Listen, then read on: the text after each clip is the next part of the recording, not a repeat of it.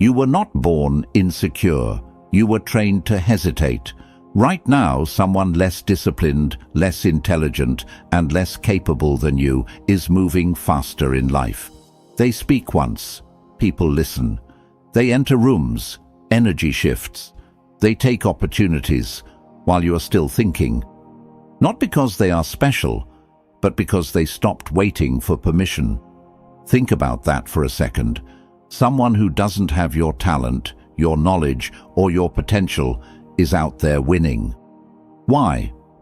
Because they decided confidence isn't something you wait to feel. It's something you choose to embody. You were taught to be polite, to explain yourself, to wait your turn, to be patient while others decide your future. But here's what nobody told you. The world does not reward patience. It rewards presence. It rewards control. It rewards people who move without asking. This video is not motivation. It is not positivity. It is not comfort. These are 8 ruthless lessons that remove hesitation, kill approval-seeking, and rebuild confidence from the inside out.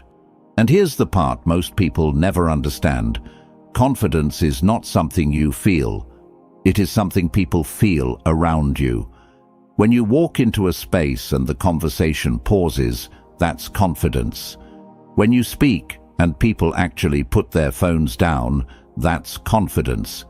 When you say no without explaining and nobody challenges you, that's confidence. It's not about you feeling brave. It's about them feeling your gravity. So if you're tired of watching less deserving people take what should be yours, if you're done shrinking yourself to make others comfortable, if you're ready to stop asking and start taking, stay with me, because what comes next will either wake you up or make you uncomfortable. Either way, you needed to hear it. Number 1, presence is louder than words.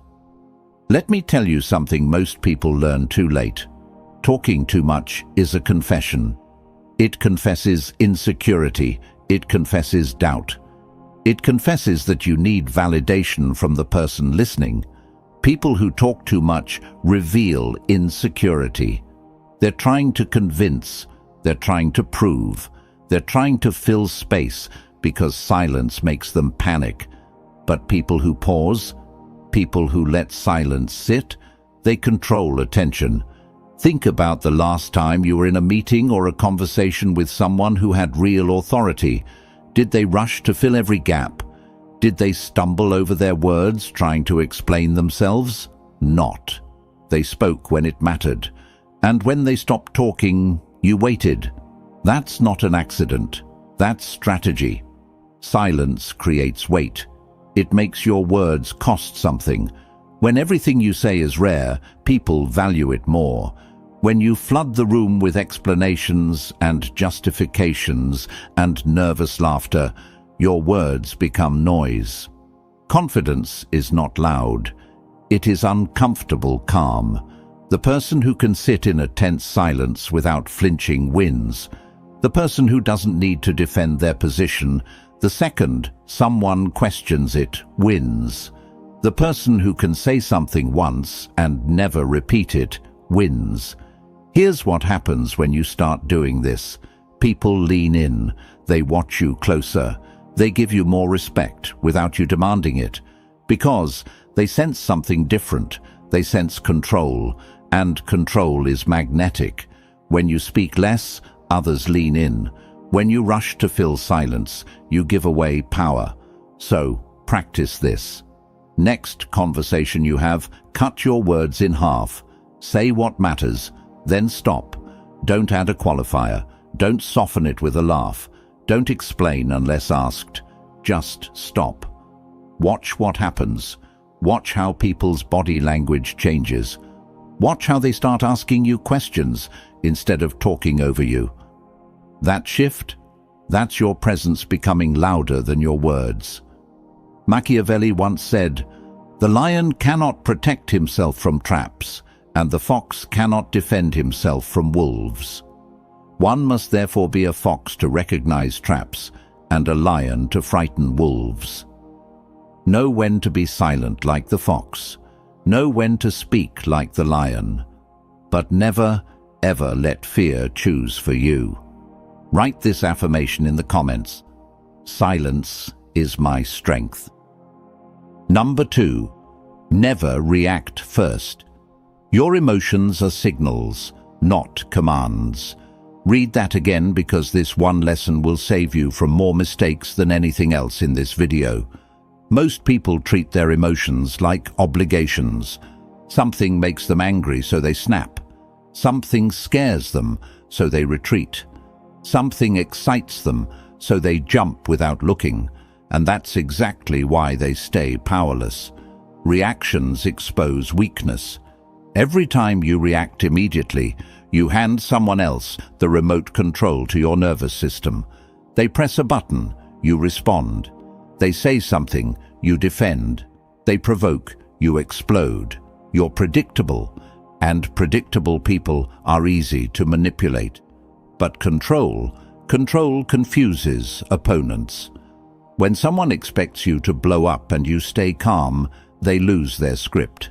When they expect you to justify yourself and you just stare, they start second-guessing. Calm unnerves manipulators. Think about this. The person who stays still while others react becomes the center of gravity. Everyone else is spinning, shouting, panicking, and there you are, unmoved. That contrast makes you the most powerful person in the room. This doesn't mean you suppress your emotions. It means you delay them. You feel the anger, but you wait. You notice the fear, but you breathe. You recognize the urge to react, and you pause. That pause is everything. Because in that pause, you choose. You decide if this moment is worth your energy. You decide if this person deserves your reaction. You decide what move actually serves you. Confidence begins when your face does not match the chaos. Imagine being in an argument and the other person is red-faced, shouting, pointing fingers, and your face is still. Your voice is even. You're not ignoring them. You're just refusing to join them in their panic. Who looks stronger? Who looks like they're in control? The person who reacts first loses. The person who waits, watches, and then responds on their own terms, that person runs the room. So next time someone tries to get a reaction out of you, whether it's disrespect, a test, or just chaos, don't give it to them. Let them perform. Let them exhaust themselves. You just stand there, solid, unmoved. They'll respect you more than any comeback ever could have earned. Number 3, do not explain what you have not earned. This is the lesson that will cost you the most relationships and save you from the wrong ones. People who respect you do not need justification. People who disrespect you will not accept it. Let that sink in. You don't owe everyone an explanation. Actually, you don't owe most people an explanation. And every time you try to justify yourself to someone who already decided you're wrong, you're not communicating. You're begging. Explaining is often begging in disguise. Think about how many times you've tried to make someone understand your decision. You laid out the reasons. You gave context. You tried to make them see it from your side. And what happened? They still didn't agree. They still questioned you. They still made you feel like you had to defend your choice. That's because they were never confused about you. They were committed to misunderstanding you. Some people don't want clarity. They want control. They want you to keep explaining so they can keep questioning. Because as long as you're explaining, you're on trial. And as long as you're on trial, they have power. Stop teaching people how to question you. When you make a decision, make it. When you set a boundary, set it. You don't need to write a thesis on why. You don't need to soften it with apologies. You don't need to prepare a defense for people who were never going to respect it anyway. Here's what confident people do. They state their position once. Then they move on. If someone asks why, They might give a short answer, but they don't perform. They don't audition for approval, because they already approved themselves. And that's the shift. You stop seeking external validation and start operating from internal authority. You stop asking if your decisions make sense to others and start trusting that they make sense to you. Machiavelli once said, "Everyone sees what you appear to be. Few experience what you really are." Let them see your decisions. Let them wonder about your reasons. But don't hand them the manual to your mind. Keep some things yours. The less you explain, the more weight your words carry. The less you justify, the more people assume you know something they don't. And they're right. You do. You know that your life is not a democracy. You know that respect is not earned through explanation. You know that confidence comes from owning your choices, not from getting permission for them. So the next time someone asks you to explain yourself and you don't feel like they've earned that access, don't. Just say, "I've made my decision," and let them sit with it. Their discomfort is not your responsibility. Write this affirmation in the comments. My word is final. Number 4, control access to your inner world. Your plans are not public. Your fears are not entertainment. Your next move is not a group discussion. Most people leak their power without even knowing it. They share their goals before they've started. They announce their plans before they've committed. They tell everyone what they're scared of, what they're working on, what they're about to do, and then they wonder why nothing feels sacred anymore. Here's the truth. The less people know about your process, the more they respect your outcome. When you show up with results instead of promises, you look unstoppable. When you share the finished product instead of the rough draft, you look competent. When you keep your struggles private and your wins visible, you build a reputation that protects you. Mystery forces others to adjust. Think about the people you admire most, the ones who seem to have it together. Do they tell you every doubt they have? Do they broadcast every setback? Do they narrate their entire journey in real time? Not. They move quietly. They build privately. And when they're ready, they reveal. That's not dishonesty. That's strategy. Because when you share everything, you invite everyone's opinion. And opinions are cheap. Everybody's got one. Most of them are based on fear, projection, or jealousy. Your dreams are not strong enough to survive 1,000 doubts. Your confidence is not built to carry everyone's skepticism. So protect it. Guard your inner world like it's the most valuable thing you own, because it is. This doesn't mean you can't have close people you trust. It means you're selective. It means you know the difference between sharing for connection and sharing for validation. One builds intimacy, the other kills momentum. Here's a test. Before you tell someone your plan, ask yourself why. Are you telling them because they can help, because their input matters? Or are you telling them because you want them to be impressed, because you want to feel accountable, because you need their approval to believe it's real? If it's the last one, don't say anything yet. Go build first. Prove it to yourself.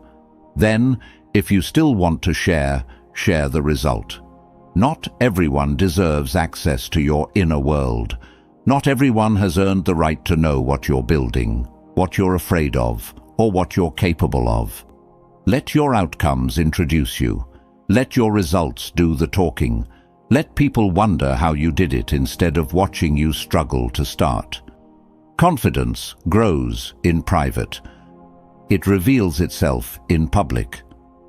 Write this affirmation in the comments. I move in silence. Number 5.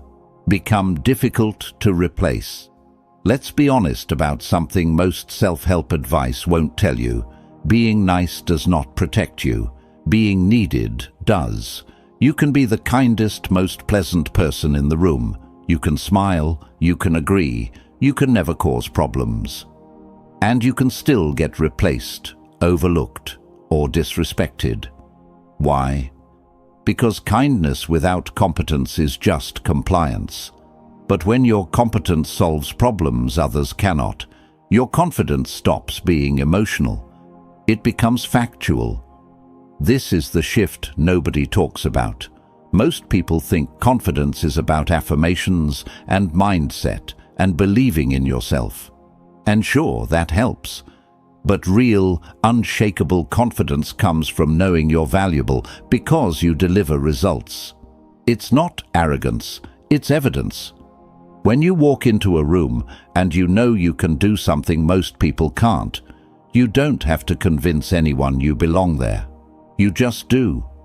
When you know your skills are rare, you don't worry about being liked. You focus on being effective. Results silence doubt faster than personality ever could. Think about it. If you're the person who consistently solves the hardest problems, who shows up with solutions instead of excuses, who produces work that speaks for itself, do you need to explain your value? Do you need to beg for respect? Not. People come to you. Opportunities find you. Confidence becomes automatic because it's based on something real. So stop trying to be irreplaceable through charm. Be irreplaceable through skill. Develop something you're better at than most people. Get so good at it that when your name comes up, people think of that skill first. Build a reputation where your work is the standard, not the exception. This doesn't mean you become cold or robotic. It means you stop relying on people liking you and start relying on people needing you. And here's the beauty of it. When you're competent, people respect you even if they don't like you. When you're just nice, people like you until it's inconvenient. Then they replace you. Machiavelli once said, "It is better to be feared than loved, if you cannot be both." Now, I'm not saying you need to be feared, but you do need to be respected. And respect doesn't come from being agreeable. It comes from being capable. So ask yourself, what can I do that most people can't? What problem can I solve that makes me hard to replace? What skill can I master so deeply that my confidence becomes undeniable? Then go build that, because competence is the foundation of real confidence. Everything else is just decoration. Write this affirmation in the comments. I am irreplaceable. Number 6. Remove the need to be liked. Here's the uncomfortable truth. The need for approval keeps you predictable, and predictability keeps you weak. Most people are running around trying to make everyone happy. They adjust their opinions based on who's in the room. They soften their boundaries so nobody gets upset. They shrink their personality so they don't stand out too much. And they call that being considerate. But really, it's self-abandonment. Confidence grows when you accept this truth. Not everyone is supposed to like you. Think about that. Not everyone is supposed to like you. And that's not a flaw in you. That's just math. You could be the most generous, thoughtful, talented person on the planet, and someone will still find a reason to dislike you. Someone will still misinterpret your intentions. Someone will still think you're too much or not enough. So why are you trying so hard to win over people who are never going to choose you anyway? When you remove the need to be liked, something powerful happens. You become free. Free to set boundaries without guilt. Free to speak your truth without fear. Free to make decisions based on what's right for you, not what's comfortable for them. Detachment makes your presence heavier. People can feel it when you're not trying to impress them. They can sense when you're not performing for their approval. And ironically, that's when they respect you most. Because desperation repels. Confidence attracts. When you stop chasing people's opinions, you stop giving them power over you. When you stop editing yourself for an audience, you start living from your center. And that center is where your real power lives. This doesn't mean you become rude or careless. It means you stop letting the fear of disapproval run your life. It means you make choices that align with your values, even if those choices make you unpopular. Here's the test. Would you still do it if nobody clapped? Would you still say it if people got upset? Would you still choose it if it made you the villain in someone else's story? If the answer is yes, do it. If the answer is no, you're not making a choice. You're performing. And performance is exhausting. Confidence is not. The people who matter will recognize your authenticity. The people who don't were never your people anyway. Let them go. Let them misunderstand you. Let them talk. You'll be too busy being yourself to care. Write this affirmation in the comments. I need no approval. Number 7, reduce emotional waste. Not everyone deserves access to your attention. Read that again, because this is where most people lose their power. They give their energy to everyone. They entertain every conversation. They respond to every provocation. They stay in relationships that drain them because they're afraid of being alone or being seen as cold.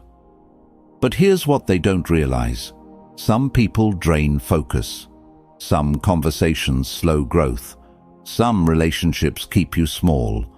And every minute you spend, there is a minute you're not spending on yourself. Cutting emotional noise sharpens confidence. Think about your life right now. How much of your mental energy goes to people who don't add value? How many hours do you spend replaying conversations with people who don't even think about you? How much space in your head is taken up by relationships that don't serve your growth? That's emotional waste. And it's killing your momentum. Confident people are ruthless about their energy. They know their attention is their most valuable resource, so they protect it. They don't entertain drama. They don't engage with people who only show up when they need something.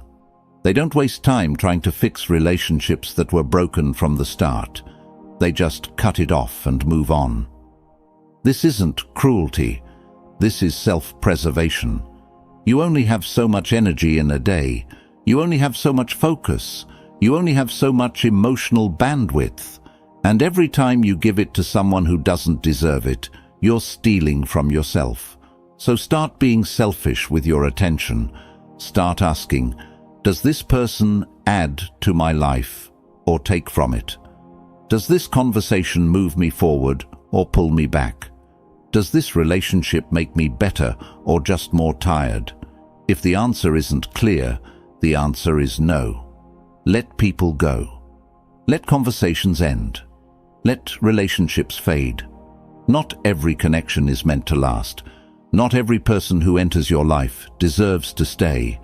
And that's okay. Because on the other side of that boundary is space. Space to think. Space to grow. Space to build the life you actually want, instead of managing the lives of people who don't even appreciate you. Confidence isn't built in crowded rooms. It's built in quiet focus. It's built when you stop scattering your energy and start directing it toward what actually matters. So cut the waste. Protect your peace. Guard your attention like your future depends on it, because it does. Number 8, move before you feel ready. Here's the secret nobody tells you. You will never feel prepared. Never. You can read every book. You can plan every step. You can wait for the perfect moment, the perfect confidence, the perfect conditions, and you'll still feel scared when it's time to move. Because fear does not disappear first. Confidence follows movement. Most people have it backwards. They think they need to feel confident before they act. They think courage comes first, then action. But that's not how it works. Action creates confidence. Movement creates momentum. Every time you do something scared, you prove to yourself that fear isn't fatal. And that proof? That's what builds real confidence. Those who act while uncertain become powerful. Those who wait become observers.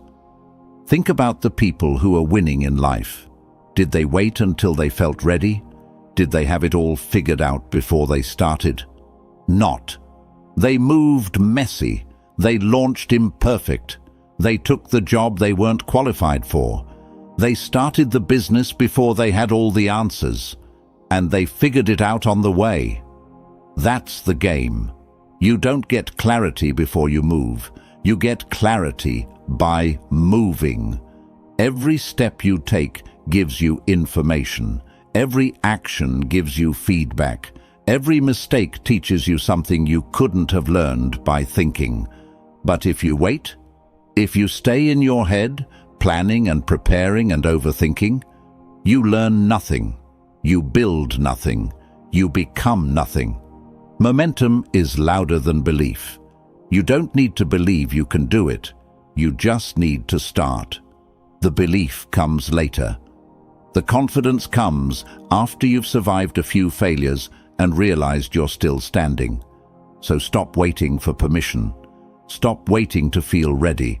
Stop waiting for the fear to go away. It won't. But you can move anyway. You can act despite it. You can take one step, then another, and before you know it, you'll look back and realize you did the thing you thought was impossible. That's confidence, not the feeling, the proof. So whatever you've been putting off, the conversation, the project, the risk, do it today. Not when you're ready, not when it's perfect. Today. Because the version of you that's waiting to feel confident will never show up. The only version that matters is the one that moves. You are not here to be liked. You are not here to be understood by everyone. You are not here to explain yourself into respect. You are here to move with control, to speak with intention, to walk away without guilt. Real confidence is quiet. It does not announce itself. It is felt in your pauses, your boundaries, and your exits. The people who matter will recognize it. The rest were never meant to. And here's what happens when you live like this. You stop performing. You stop shrinking. You stop begging for space in rooms that should have welcomed you from the start. You become the person who doesn't need to talk about their value because everyone can feel it. You become the person who doesn't need to defend their choices because their results speak louder. You become the person who doesn't need approval because they already approved themselves. That's not arrogance. That's freedom. And it starts the moment you decide that other people's opinions of you are none of your business. It starts when you choose your own respect over their comfort. It starts when you stop waiting and start walking. You've spent enough time hesitating. You've spent enough time shrinking.